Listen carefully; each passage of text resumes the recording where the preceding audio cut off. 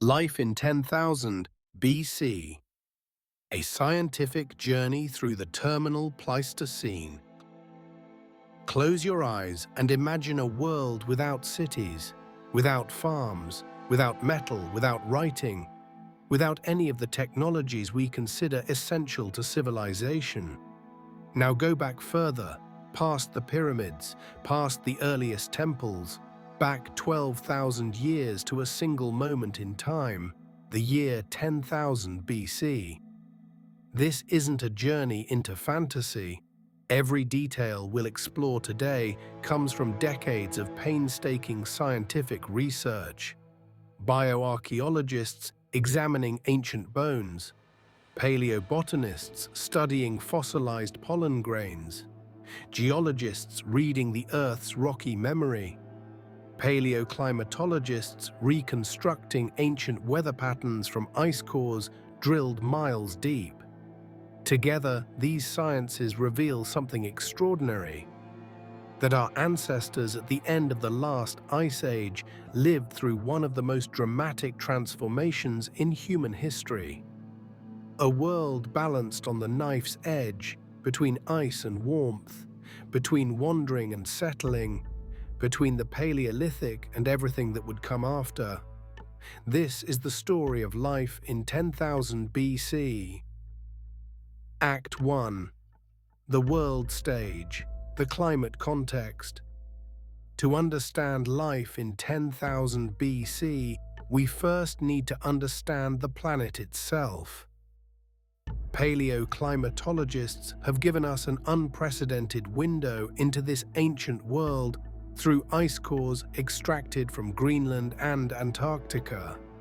These cylinders of compressed snow contain air bubbles that are literally samples of the ancient atmosphere, preserved for millennia. What they tell us is dramatic. 10,000 BC falls within what scientists call the terminal Pleistocene, the very end of the last glacial period. For roughly 100,000 years, massive ice sheets had covered much of North America, Europe, and Asia. At their maximum extent, around 20,000 BC, these glaciers held so much water that global sea levels were approximately 120 meters lower than today. But by 10,000 BC, the climate was warming. Not steadily, not smoothly, but in fits and starts. The oxygen isotope ratios in those ice cores revealed temperature fluctuations that would have been dramatic even by Ice Age standards. The Younger Dryas, a sudden cold snap that began around 10,800 BC, was just ending. This mysterious cooling event, possibly triggered by massive freshwater releases into the North Atlantic, had plunged parts of the Northern Hemisphere back into near-glacial conditions for over 1,000 years. As we enter 10,000 BC, this cold period is breaking. Temperatures are rising, but the world is still far colder than today. The great ice sheets, though retreating, still dominate the northern latitudes. In North America, the Laurentide ice sheet, a dome of ice up to 3 kilometers thick, still covers most of Canada and extends down into what we now call the northern United States. Its southern edge lies across modern-day Wisconsin, Michigan, and New York. To the west, the Cordilleran ice sheet covers much of British Columbia and Alaska. Though an ice-free corridor between these two massive glaciers is beginning to open. In Europe, the Fennoscandian ice sheet blankets Scandinavia and extends into northern Germany and Poland. The British Isles are still partially glaciated, particularly in Scotland and Ireland. But here's what's crucial. This is a world in transition. The ice is retreating, sometimes rapidly. Meltwater pours from the glaciers, creating vast proglacial lakes and swelling rivers to sizes unimaginable today. The Great Lakes are forming. The Baltic Sea is beginning to take shape.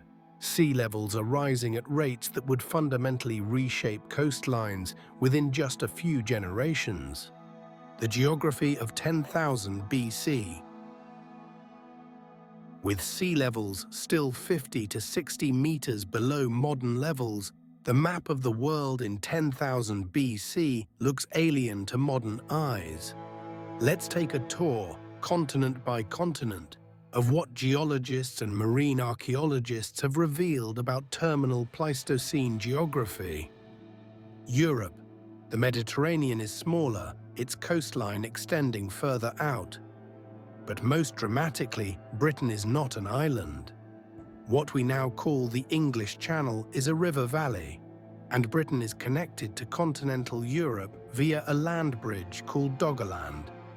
This low-lying region, now submerged beneath the North Sea, is a landscape of rivers, lagoons, marshes, and what pollen analysis reveals to be open woodlands. Archaeological evidence suggests it's one of the most productive hunting grounds in Europe, rich with game and waterfowl. Asia. In the Far East, the Korean peninsula is connected to Japan via exposed continental shelf. The Sea of Japan is largely a system of freshwater lakes. Southeast Asia looks radically different. The islands of Sumatra, Java, and Borneo are all connected to mainland Asia in a vast exposed shelf called Sundaland. The South China Sea is substantially reduced, with much of its floor forming habitable land. In the Middle East, the Persian Gulf is largely dry land, a river valley that will not flood for another several thousand years. The Dead Sea is larger, part of a system of interconnected lakes that makes this region far more hospitable than it will be in later millennia. Africa, the Sahara in 10,000 BC is not yet the vast desert we know today. Paleobotanical evidence from pollen cores and geological evidence from ancient lake beds reveal something remarkable. The region is entering what scientists call the African humid period. Increased summer insolation drives stronger monsoons, bringing rainfall to regions that are desert today. Lake Chad is enormous, covering an area larger than the Caspian Sea. The Sahara contains a network of rivers, lakes, and grasslands that support substantial populations of animals and humans. The Americas. The story here is one of dramatic transformation. The Bering Land Bridge, or Beringia, still connects Siberia to Alaska, though it's beginning to flood. This isn't a narrow bridge, but a subcontinent in its own right, stretching over 1,600 kilometers from north to south. Pollen analysis reveals it to be a cold, dry steppe ecosystem supporting mammoths, horses, bison, and the humans who hunt them. Further south, as the ice sheets retreat, the North American continent is revealing itself. But the geography is strange. Massive proglacial lakes pool against the southern edges of the ice sheets. Glacial Lake Agassiz, centered in modern Manitoba, is larger than all the current Great Lakes combined. When these ice dams fail, as they periodically do, the resulting floods are among the largest in Earth's history. The vegetation zones. Paleobotanists, through painstaking analysis of pollen preserved in sediment cores, have reconstructed the vegetation patterns of this world with remarkable precision. What emerges is a picture of ecological zones in constant flux. Immediately adjacent to the ice sheets, a narrow zone of polar desert exists where almost nothing grows. Beyond this, stretching for hundreds of kilometers, lies the periglacial tundra. This is a treeless landscape of grasses, sedges, lichens, and hardy flowering plants. Despite its harsh appearance, this tundra is remarkably productive during the brief summer months, supporting vast herds of grazing animals. South of the tundra, a transitional zone of forest tundra creates a mosaic landscape. Dwarf birches, willows, and hardy conifers grow in sheltered valleys and south-facing slopes, while tundra vegetation dominates the open ground. This ecotone, or transition zone, shifts location as the climate changes, sometimes moving hundreds of kilometers in just a few centuries. Further south and in unglaciated regions, the dominant vegetation depends on local conditions.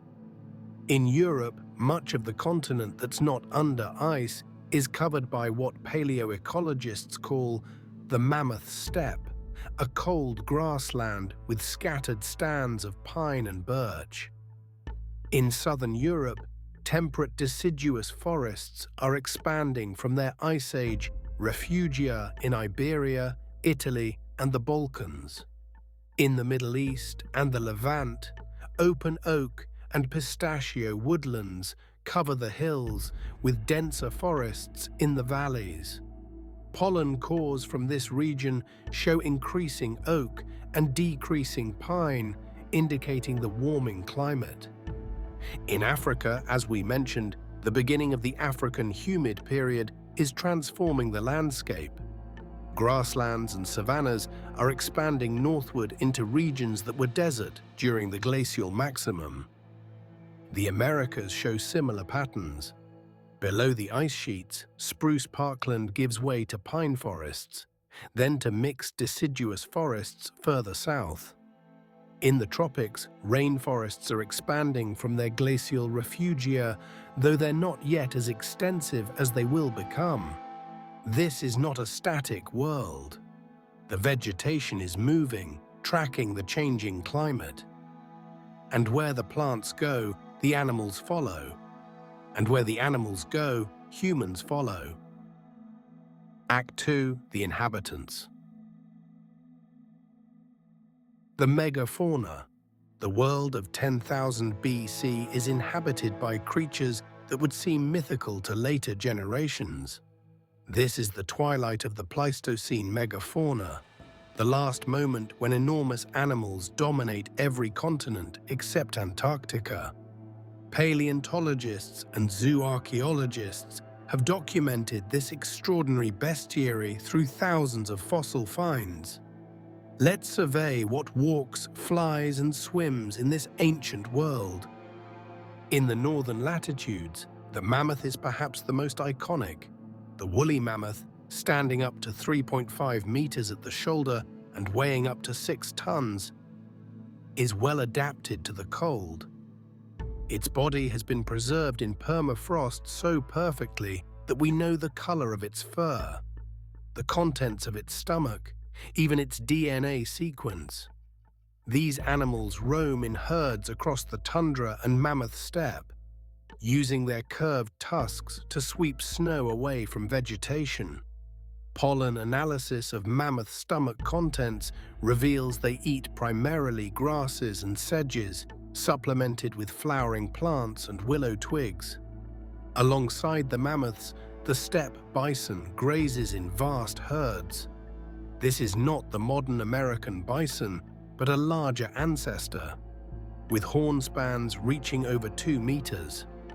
Fossil evidence suggests these herds number in the thousands, perhaps even hundreds of thousands, creating migration patterns that shape the landscape. The woolly rhinoceros, another cold-adapted giant, browses on woody vegetation. With 2 horns, the front one reaching over 1 meter in length, and a shaggy coat, it's built for the harsh periglacial environment.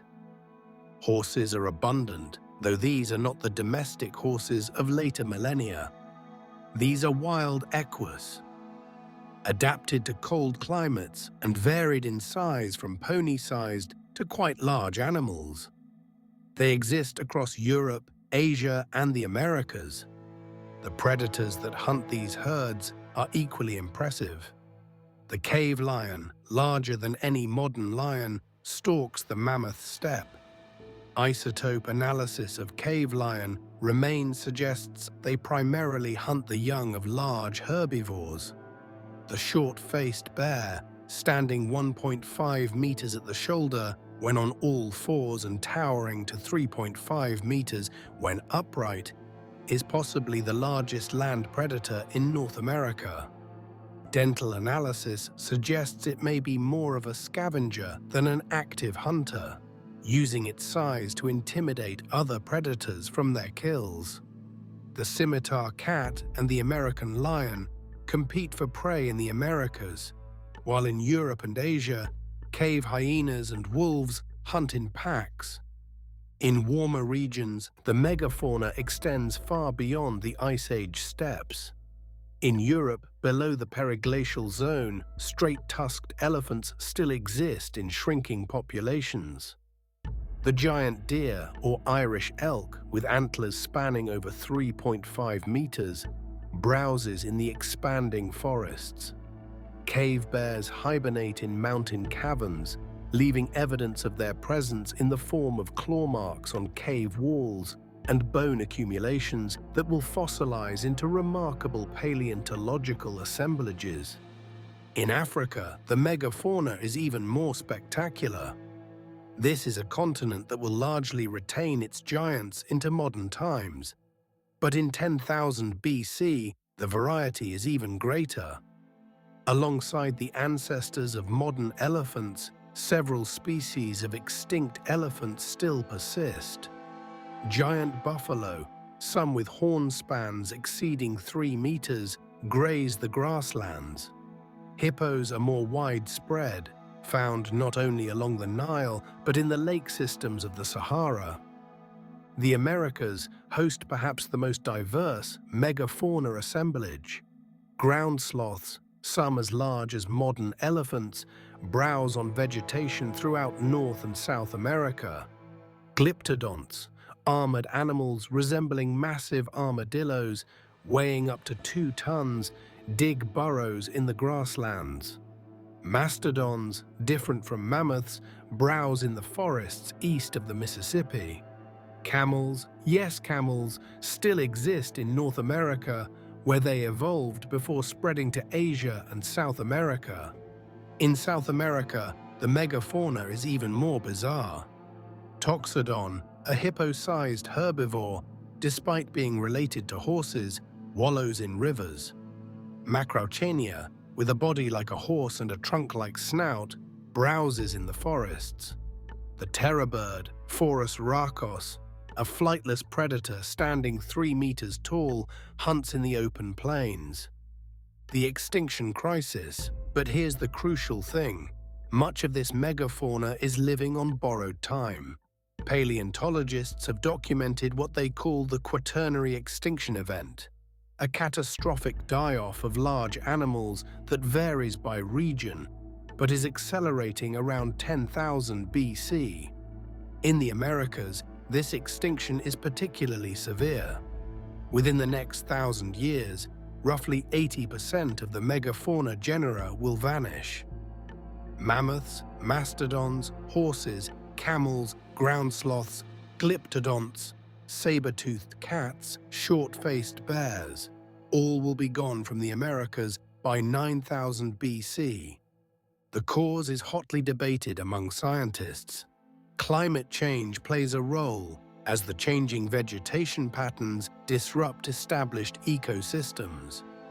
But increasingly, evidence points to human hunting as a major factor, what's called the overkill hypothesis. Radiocarbon dating of extinction events correlates closely with the arrival and spread of human populations. Butchery marks on bones, concentrations of kill sites and population modeling all suggest that human predation, combined with climate stress, creates a lethal combination for these slow reproducing giants. In 10,000 BC, the process is well underway but not complete. Humans and megafauna still coexist, still interact, still shape each other's existence. But the balance is shifting. The humans. And now we come to the central characters of our story, the humans themselves. Who are the people living in 10,000 BC? What does bioarchaeology, the study of human remains and their contexts, tell us about their lives? Population and distribution. Demographic modeling based on archaeological site distributions, genetic diversity studies, and population projections suggests the global human population in 10,000 BC is somewhere between 4 and 10 million people. For context, that's roughly the current population of London spread across the entire planet. These people are not evenly distributed. Population density is highest in regions with the most productive environments. The Levant, the region encompassing modern Israel, Palestine, Lebanon, and Syria, may have the highest population density on Earth, with perhaps 10 to 20 people per 100 square kilometers in the most favorable locations. The river valleys of northern Mesopotamia, the Mediterranean coastlines, and the favorable zones of East Asia similarly support relatively dense populations. In contrast, the vast territories of northern Eurasia and the Americas support much lower population densities, perhaps 0.1 to 1 person per 100 square kilometers. Yet these low-density populations still add up to significant numbers across such vast territories. Physical characteristics. Bioarchaeologists have studied thousands of skeletal remains from this period. What do they tell us about the physical appearance and health of these people? First, understand that there's no such thing as a single 10,000 BC human type. Modern humans have been evolving and diversifying for over 200,000 years. By this time, regional populations have developed distinct physical characteristics, adapted to their environments and shaped by genetic drift and selection. But some generalizations are possible. Compared to later agricultural populations, hunter-gatherers of this period are typically taller and more robust. Male skeletons average 168 to 175 centimeters in height, females 155 to 163 centimeters. These heights will actually decrease with the adoption of agriculture, suggesting that hunter-gatherer diets are nutritionally superior despite their uncertainties. Bone analysis reveals remarkably robust skeletal structure. Attachment points for muscles show development consistent with very active lifestyles. These are people who walk long distances, carry heavy loads, and engage in physically demanding tasks throughout their lives.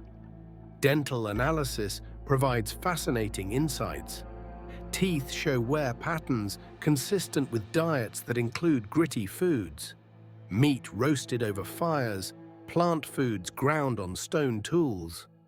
But compared to later agricultural populations, cavities are rare. The absence of refined carbohydrates means dental caries is uncommon. However, tooth wear is often severe by modern standards, with many individuals literally wearing their teeth down to the gums by middle age. Life and death. What was it like to live and die in 10,000 BC? Skeletal remains provide a harsh but honest record. Life expectancy at birth is probably around 25 to 30 years, but this statistic is misleading. Infant and child mortality is very high, perhaps 40 to 50% before age 15. But those who survive childhood have a reasonable chance of reaching 50 or even 60 years old. The oldest individuals in the archaeological record reach 70 or beyond, though such longevity is rare. Causes of death are difficult to determine from bones alone, but paleopathology, the study of ancient disease, offers clues. Traumatic injuries are common. Healed fractures appear frequently in skeletal remains, testament both to the dangers of this lifestyle and to the ability of these populations to care for injured members. Compound fractures of the leg, which would be fatal without care, show healing, indicating that injured individuals received sustained support from their communities. Violence is evident, but its frequency is debated. Some skeletal remains show clear evidence of violent death. Projectile points embedded in bone, healed skull fractures from blows, defensive injuries on forearms.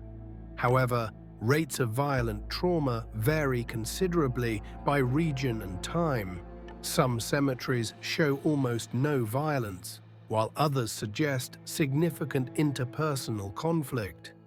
Degenerative joint diseases appear in older individuals, particularly in the spine and lower limbs. This is the price of a physically demanding life. Yet surprisingly, many conditions common in modern populations are rare or absent. Atherosclerosis, while not impossible to detect in skeletal remains, is rarely found. The cardiovascular health of these populations appears superior to modern humans, likely due to high activity levels and diets low in processed foods. Isotope analysis of bone collagen reveals what people ate during the last years of their lives. This technique, analyzing ratios of carbon and nitrogen isotopes, can distinguish between marine and terrestrial diets, between meat and plant foods, even between different types of plants.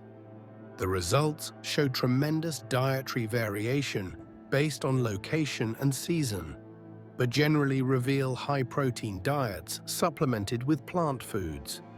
Genetics and origins. Perhaps the most revolutionary insights about the people of 10,000 BC come from ancient DNA analysis. In the last 2 decades, scientists have extracted and sequenced DNA from remains of this period, revealing aspects of prehistory that would be impossible to determine from artifacts alone. Here's what we now know. Modern humans are not alone. Well, almost. By 10,000 BC, Homo sapiens are the only surviving human species, but this is a recent development. Neanderthals went extinct around 40,000 BC. The mysterious Denisovans, known primarily from DNA rather than fossils, disappeared around the same time. The tiny hobbit humans of Flores, Homo floresiensis, may have survived until around 50,000 BC. But while these other human species are gone, they're not forgotten. Not genetically, anyway. Ancient DNA reveals that modern humans interbred with both Neanderthals and Denisovans. Most people of European and Asian descent in 10,000 BC carry about 2 to 3% Neanderthal DNA. Populations in Southeast Asia and Oceania carry small percentages of Denisovan DNA as well. This ancient interbreeding has left functional legacies. Some Neanderthal genes affect immune function, skin and hair characteristics, and even susceptibility to certain diseases. The genetic evidence also traces human migrations with precision that would astound earlier archaeologists. The peopling of the Americas, for instance, can be tracked through the genes of ancient remains. The evidence suggests that the ancestors of Native Americans crossed from Siberia into Alaska, likely via Beringia, possibly as early as 20,000 BC, though the timing is still debated. By 10,000 BC, humans have reached the southern tip of South America, completing the colonization of the inhabitable world. Genetic evidence also reveals something surprising about population structure. While regional differences exist, genetic diversity within any regional population is often greater than the average difference between regions. This suggests populations are not isolated, but maintain gene flow through a network of social connections and occasional long-distance migrations. Ancient DNA also tells us about physical characteristics. Some populations have already evolved light skin, particularly in Northern Europe and Asia, an adaptation to produce sufficient vitamin D in low-light environments. Eye color shows variety. Blue eyes, a mutation that appears to originate in the Black Sea region, is spreading through some European populations. Hair texture, nose shape, and other features show regional variation, but the genetic basis is complex, not determined by single genes. One more fascinating finding: ancient DNA reveals patterns of population replacement and mixture that the archaeological record alone could never show. In Europe, the hunter-gatherers of 10,000 BC are not simply the ancestors of modern Europeans. Genetic analysis shows that these populations will be largely replaced, genetically though not completely, by farmers migrating from the Middle East starting around 7000 BC, who will in turn be partially replaced by steppe pastoralists around 3000 BC. The modern European gene pool is a mixture of all three populations. Similar patterns of mixture and replacement occur globally, revealing a dynamic prehistory of human movement and interaction. Act 3: Daily Life. Subsistence strategies. So how do people in 10,000 BC actually live? How do they feed themselves, shelter themselves, organize their societies? The archaeological record, particularly when combined with ethnographic parallels from recent hunter-gatherer societies, provides surprisingly detailed answers. Hunting large game is central to subsistence in many regions, particularly in the colder zones where plant foods are seasonal. The technology and techniques are sophisticated, refined over thousands of generations. The primary hunting weapon is the spear, but not a simple sharpened stick. By 10,000 BC, humans have been using spear throwers, or atlatls, for tens of thousands of years. This tool, a lever that effectively extends the length of the throwing arm, can propel a spear with enough force to penetrate the thick hide of a mammoth or bison. Experiments with replica tools show that skilled users can achieve accuracy at distances exceeding 30 meters, and can generate impact forces sufficient to cause lethal injuries to large animals. Projectile points are masterpieces of stoneworking technology. In North America, the distinctive Clovis point, characterized by a fluted base, represents one pinnacle of Paleolithic stonework. These points, some taking hours to manufacture from high-quality stone, are not merely functional but works of art. Use-wear analysis shows they're used for hunting, processing animals, and various cutting tasks. In Eurasia, a variety of point styles exist, each adapted to local needs and traditions. Some populations are beginning to experiment with microliths, small stone blades that can be hafted together to form composite tools. This technology will become dominant in the following millennia. But hunting is not just about weapons. It requires deep ecological knowledge. Hunters must understand animal behavior, migration patterns, breeding cycles. They must read tracks, interpret weather, predict where game will be. Archaeological evidence suggests communal hunting strategies are common. Game drives, where groups of hunters herd animals into natural corrals or over cliffs, appear at sites across the Northern Hemisphere. The bone accumulations at these sites testify to their effectiveness. Hundreds or even thousands of animals killed in coordinated hunts. Fishing and fowling supplement hunting in many areas. bone and antler fishhooks appear in the archaeological record. Nets, though made of perishable materials that rarely survive, were likely common. In coastal areas, shellfish provide reliable nutrition, leaving behind distinctive shell middens that archaeologists excavate to understand ancient diets. Gathering. While hunting receives most of the attention in popular imagination, in many environments, gathered plant foods provide the majority of calories. This is particularly true in warmer, more vegetated zones. The toolkit for gathering includes digging sticks for extracting roots and tubers, baskets for collection, and most importantly, grinding stones. These ground stone tools, found at archaeological sites worldwide, were used to process hard seeds, nuts, and other plant materials. The appearance of these tools in increasing numbers from 10,000 BC onward signals an intensification of plant exploitation that will eventually lead to agriculture. Paleoethnobotany, the study of ancient plant use, relies on several types of evidence. Carbonized seeds preserved in ancient hearths provide direct evidence of what people ate. Phytoliths, microscopic silica bodies from plants that survive after the rest of the plant has decayed, can be recovered from sediments and from the surfaces of grinding stones.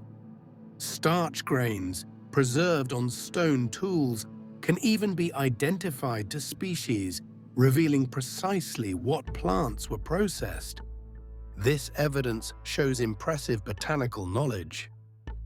People in 10,000 BC understand which plants are edible, which are medicinal, which are toxic unless properly processed. Some plant foods, like acorns, require extensive processing to leach out bitter tannins before they're edible. The knowledge of these processes represents accumulated wisdom, passed down through generations. Seasonal round structure life in many regions. Groups move throughout the year to exploit resources as they become available. Salmon runs in rivers, nut harvests in fall, root crops in spring. Game migrations. This is not random wandering, but carefully planned annual circuits, returning to the same locations year after year, generation after generation. Food processing and storage. Food must be processed and in some cases stored. Hearths are central to human life. Fire not only provides warmth and protection, but makes many foods more digestible and eliminates toxins and parasites. Roasting over open fires is probably the most common cooking method, but other techniques exist. Earth ovens, pits filled with hot stones, allow for slow cooking of large quantities of food. Boiling in containers is more problematic. Pottery doesn't exist yet in most regions. But people in some areas boil water by dropping hot stones into bark or hide containers, or possibly by using the stomachs of large animals as vessels. Preservation techniques extend the usability of foods beyond their natural seasons. Drying meat and fish, the most common method, is practiced wherever people can count on sufficient sun and low humidity. In northern regions, freezing is natural and effective. Smoking adds flavor while inhibiting bacterial growth. In the Middle East, one development of enormous future consequence is beginning to appear: the intensive harvesting of wild cereals. Sites in the Levant show increasing evidence of wild wheat and barley exploitation. People harvest these grains, process them on grinding stones, and store them in underground pits.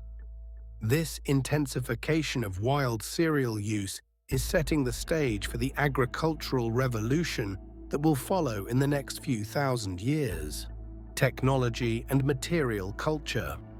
The technological sophistication of people in 10,000 BC is often underestimated. While they lack metal, writing, and many technologies we consider essential, their mastery of stone, bone, wood, and fiber is extraordinary. Stone technology, lithic technology, the manufacture of stone tools, has been developing for over 2 million years by this point. The tools of 10,000 BC represent the culmination of this tradition. Experimental archaeology has revealed the skill required to make these tools. Starting with a stone nodule, a napper must understand the stone's properties, how it fractures, where its weaknesses lie, how to prepare the surface. Using a hammerstone and later more delicate pressure flaking tools, the napper removes flakes in a precise sequence to create the desired form. The best tools are made from high-quality stone, cherts, flints, obsidians, that fracture in predictable ways and can hold a sharp edge. People often travel considerable distances or establish trade networks to access these materials.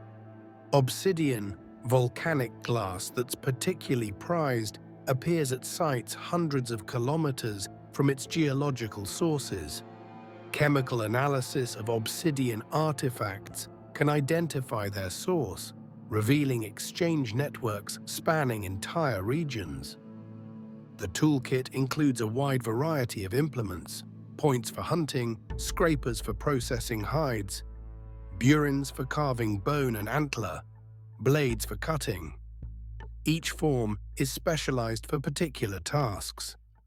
Use-wear analysis, examining tools under high magnification to identify the patterns of where they accumulated, can even determine what materials they were used on. Organic technologies. Stone preserves well in the archaeological record, but people in 10,000 BC use a much wider range of materials. Most of these, wood, bark, hide, sinew, fiber, are organic and decay quickly, leaving little trace. Exceptional preservation at a few sites, particularly waterlogged environments where organic materials don't decay, has revealed this hidden technology. From these sites, we know people manufacture cordage by twisting plant fibers, create baskets of remarkable complexity, sew clothing with bone needles and sinew thread, and construct sophisticated wooden implements. Hide processing is a major activity. Converting raw animal skin into useful leather requires substantial labor. Ethnographic accounts describe the process. The hide must be scraped clean of flesh and fat, treated with tanning agents, possibly brains, which contain oils that soften leather, stretched and worked until supple. Distinctive scrapers found at archaeological sites are the tools used for this work. Clothing in cold climates is essential for survival. While textile fragments rarely survive from this period, we can infer from climate and from eyed needles found at sites that people are making tailored clothing.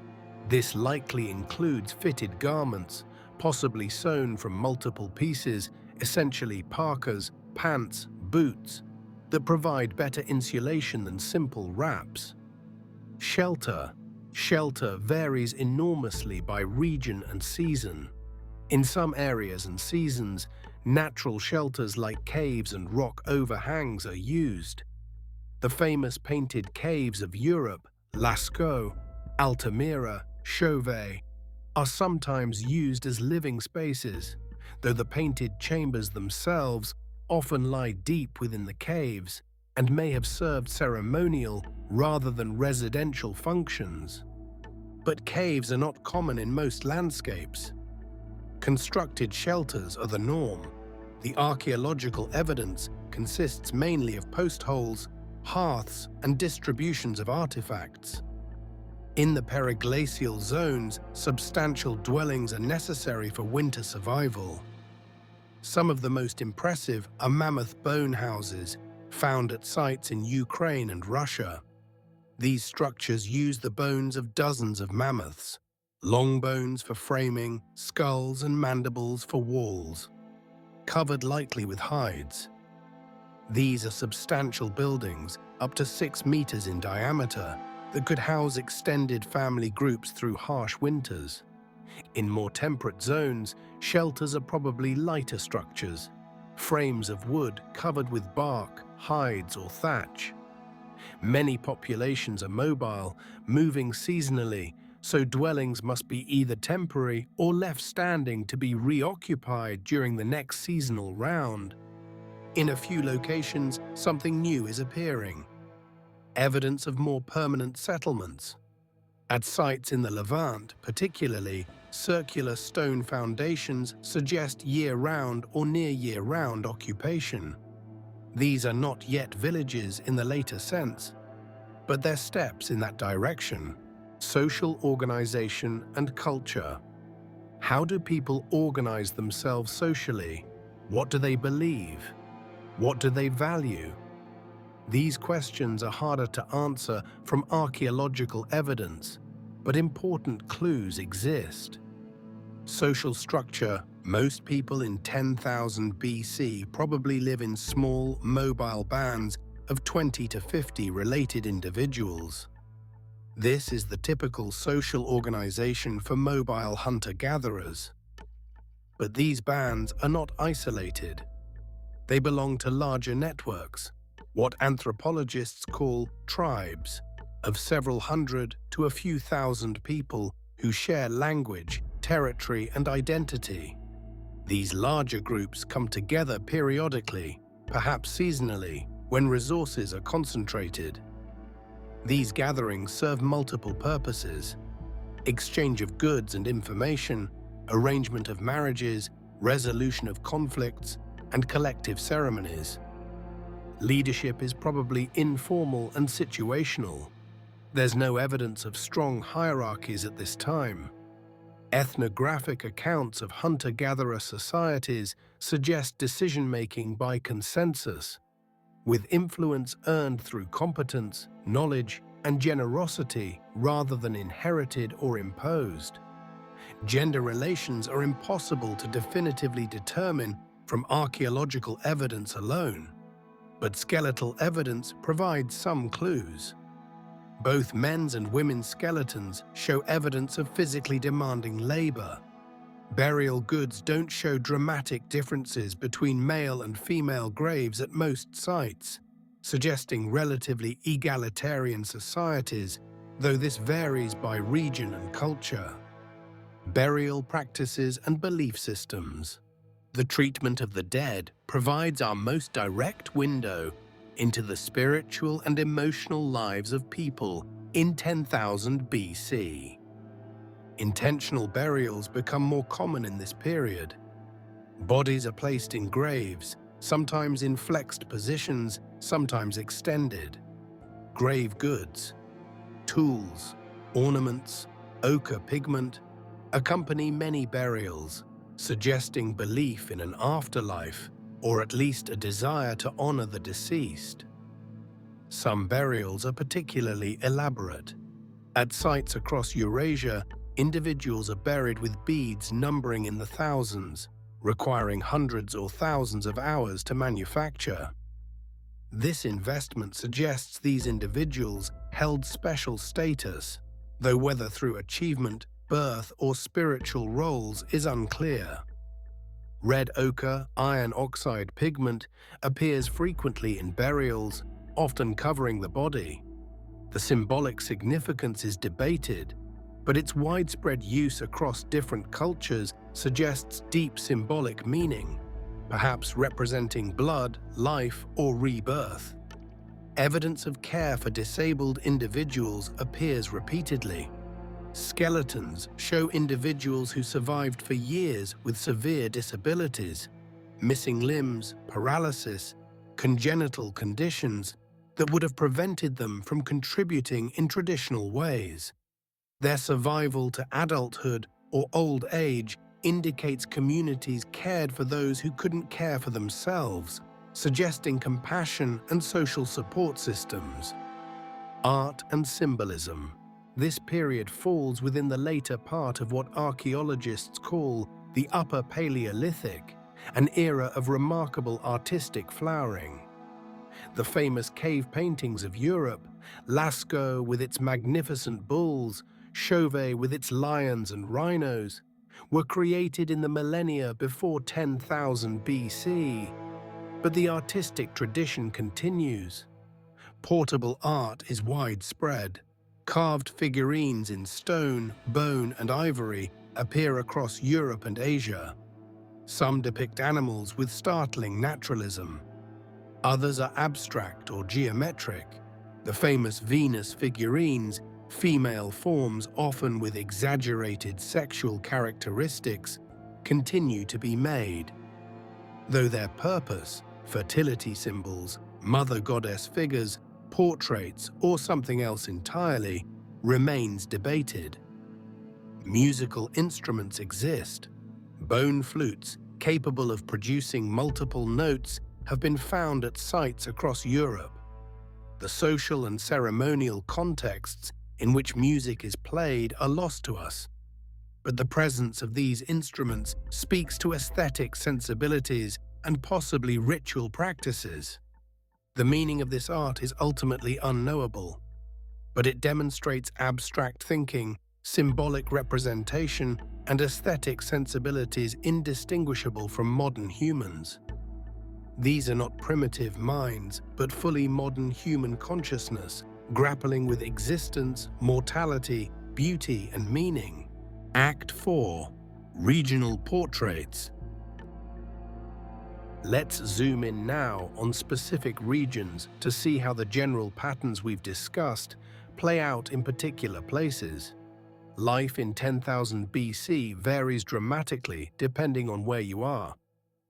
In the Levant, modern Israel, Palestine, Lebanon, Syria, and Jordan, something revolutionary is beginning. This region, blessed with a Mediterranean climate, diverse plant communities, and abundant game, supports one of the densest hunter-gatherer populations on Earth.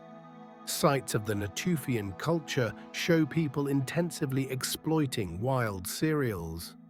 Sickle blades, recognized by their distinctive polish from cutting grass stems, appear in large numbers.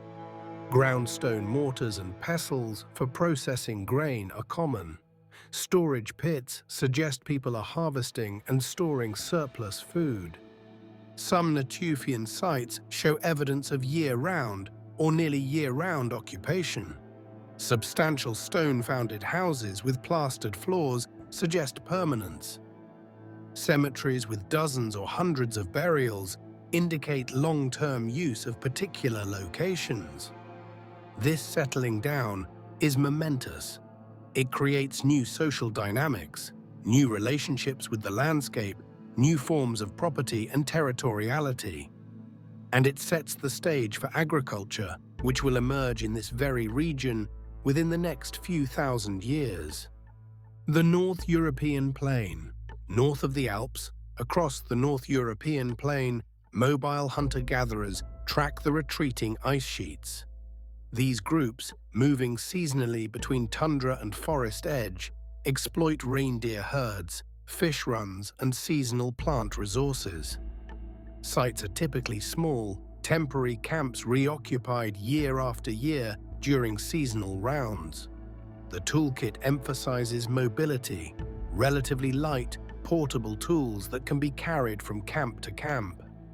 Hafted tools, where stone points or blades are fitted into wooden or antler handles, make it possible to replace broken parts without discarding the entire tool.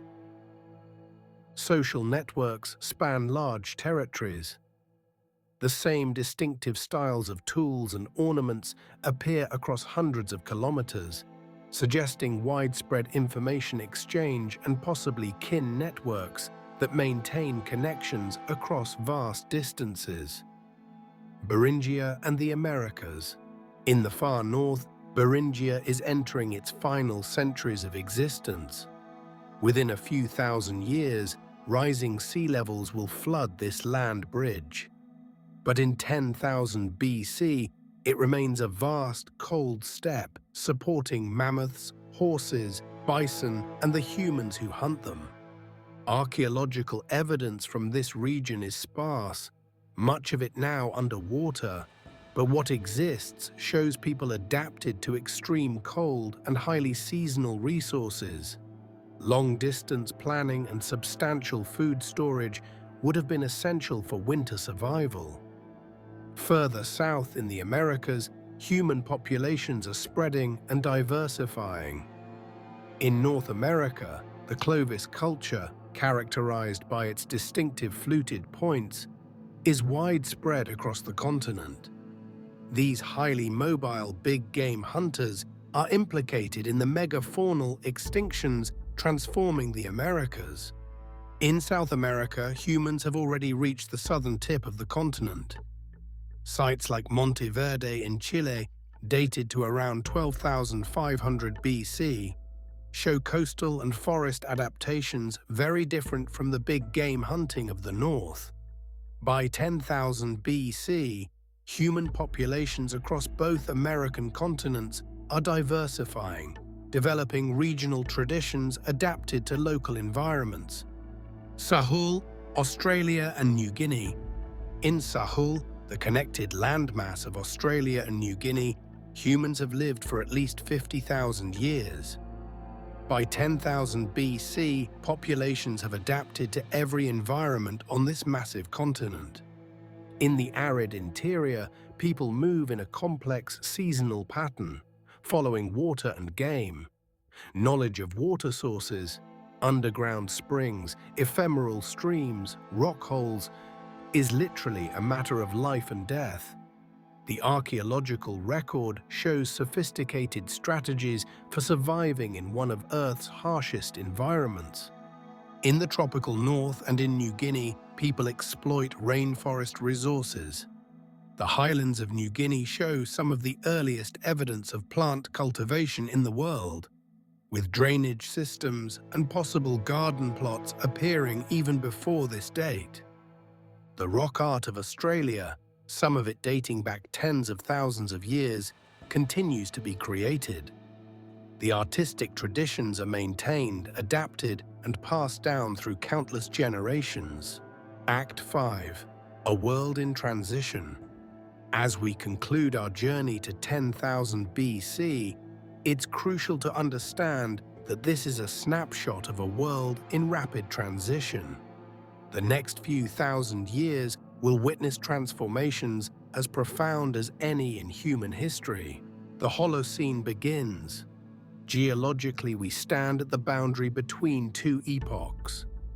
The Pleistocene, the great ice age that has dominated Earth for 2.6 million years, is ending. The Holocene, the current geological epoch, is beginning. This transition brings dramatic environmental changes. Over the next 7,000 years, global temperatures will rise several degrees Celsius. The great ice sheets will retreat to their current positions. Sea levels will rise over 50 meters, flooding Doggerland, Beringia, Sunderland, and countless other coastal areas. Shorelines will move inland, sometimes kilometers per year, fast enough to be visible within a human lifetime. Vegetation zones will shift dramatically. Forests will expand into former tundra. The mammoth steppe will contract and eventually disappear entirely. The African humid period will peak around 7,000 BC, then gradually give way to increasing aridity, creating the Sahara Desert we know today. The sixth extinction, the megafaunal extinctions, will accelerate. By 9,000 BC, most of the large animals we've discussed will be gone from the Americas. Mammoths will survive on isolated Arctic islands until, remarkably recently, the last population on Wrangel Island won't vanish until around 2000 BC. But the great herds that dominated the Pleistocene will be gone. Eurasia and Africa will retain more of their megafauna, but even here, losses are significant. The woolly mammoth, woolly rhinoceros, cave lion, cave bear, and giant deer will all vanish from Europe within a few millennia. The cause remains debated, but the correlation between human arrival or population growth and extinctions is impossible to ignore. These extinctions will reshape ecosystems, eliminate traditional prey species, and force human populations to adapt to new circumstances. The agricultural revolution. Most significantly, some human populations will cross a threshold that separates all of previous human history from everything that follows. The development of agriculture. In the Levant, the intensive wild cereal harvesting we discussed will transition sometime around 8,500 BC to actual cultivation, intentional planting and tending of crops. Similar independent developments will occur in China, New Guinea, Mesoamerica, the Andes, West Africa, and the eastern United States. Agriculture will enable population growth, permanent settlements, food surplus, social stratification, specialization, and eventually cities, writing, and what we call civilization. But it will also bring new diseases, social inequalities, warfare on larger scales, and harder physical labor. The agricultural revolution is not simply progress, but a trade-off with profound consequences, both positive and negative. The people of 10,000 BC. The people living in 10,000 BC cannot know what's coming. They don't know that the world they inhabit is vanishing, that the mammoths will soon be gone, that rising seas will drown familiar coastlines. They don't know that their descendants will farm, build cities, develop writing, and spread across the globe to become the dominant species on Earth. They live in the eternal present that characterizes all life, concerned with the next meal, the next season, the well-being of their families, the continuation of their ways. Yet they are our ancestors, and their DNA, their adaptations, their accumulated knowledge flow down to us. We've journeyed 12,000 years into the past, guided by the evidence painstakingly gathered by scientists across multiple disciplines. Bioarchaeologists studying ancient bones, paleobotanists analyzing microscopic pollen grains, geologists reading the layers of Earth's history, paleoclimatologists drilling into ice sheets and reading the climate signals frozen within, geneticists extracting and sequencing ancient DNA, archaeologists excavating sites with brushes and trowels, recording every detail. Together, these sciences have resurrected a lost world. We can now see life in 10,000 BC, not as fantasy, but as it actually was. A real world, with real weather, real plants and animals, real people living real lives. What's remarkable is how human these people are. They're not primitive or simple. They possess sophisticated technology, deep ecological knowledge, complex social systems, aesthetic sensibilities, and spiritual awareness. They love, grieve, create, explore, and wonder. The archaeological record shows evidence of compassion, care for the disabled, elaborate burials of the dead.